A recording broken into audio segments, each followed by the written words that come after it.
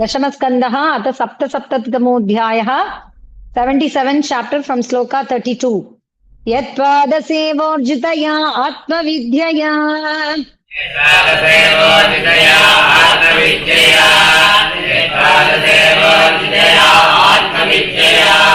हिन्वन्ति अनाध्यात्मविपर्ययग्रहम्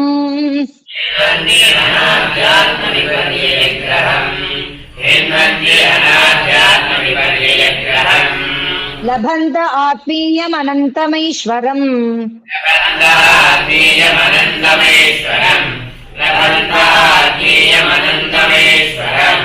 कुतो नु मोहः परमस्य सद्गतेः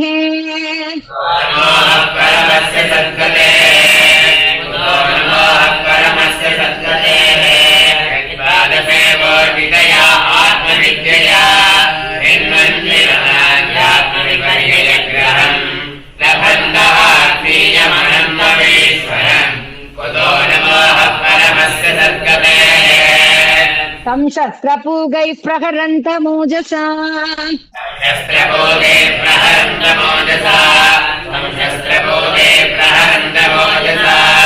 शाल्वं शरैः शौरिरमोघविक्रमः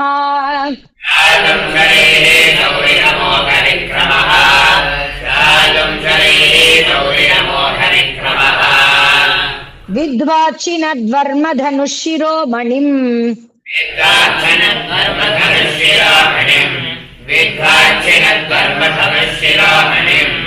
सौभं च शत्रोर्गदयारुरोजः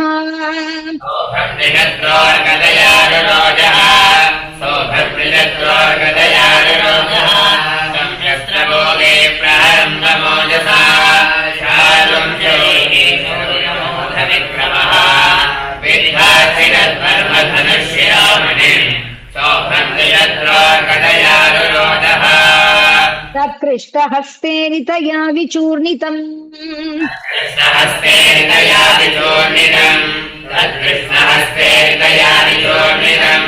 पपाततो ये गदया सहस्रधा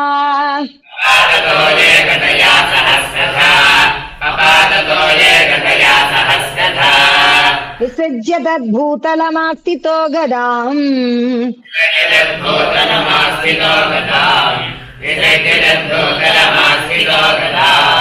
उद्यम्य शाल्वोच्युतमभ्यगाधृतम्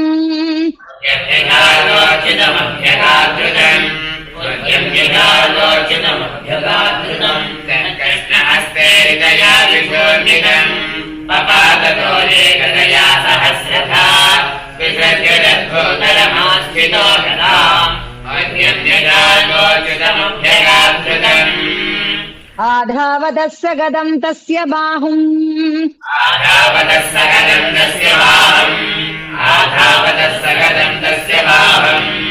भल्लेन चित्वा तरताङ्गमद्भुतम्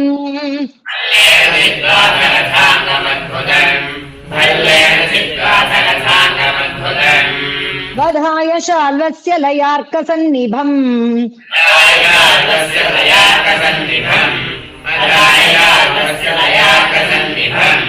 बिभ्रद्भवौ सार्कैवोदयाचलः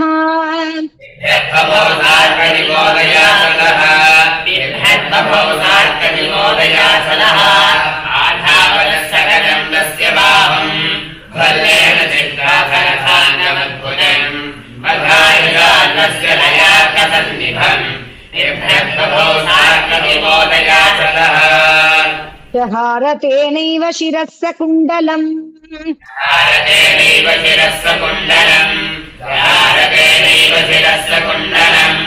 किरीटयुक्तम् पुरुमायिनो हरिः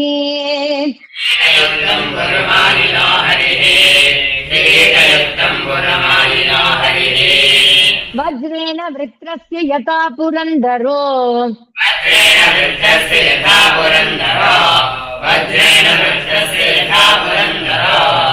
बभूव आहेति वचस्तदा नृणाम्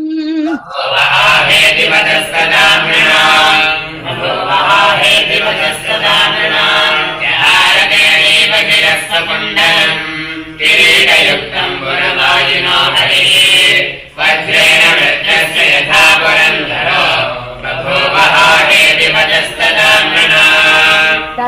निपतिते पापे सौभे च गदया हते निपतिते पापे सौभे च गदया हते तस्मिन् निपतिते पापे सौभे च गदया हते हे दुर्दुर्दुभयो राजन् दिवि देवगणेरिताः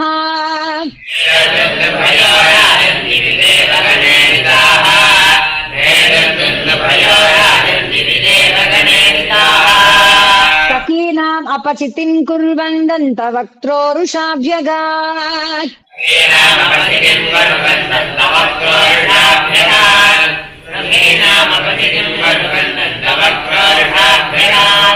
तस्मिन् निपतिते पापे सौभे च गदया हते हे दुर्दुर्दुभयो राजन् दिवि देवगणेरिताः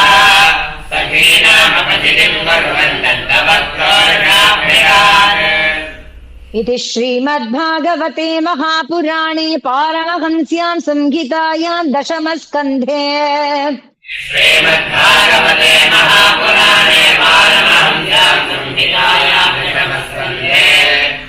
श्रीमद्भागवते महापुराणे पारमहंस्याम् संहितायां दशमस्कन्धे उत्तरार्धे सौभवदो नाम सप्तसप्ततितमोऽध्यायः उत्तरार्धे सौभवदो नाम सप्तसप्ततितमोऽध्यायः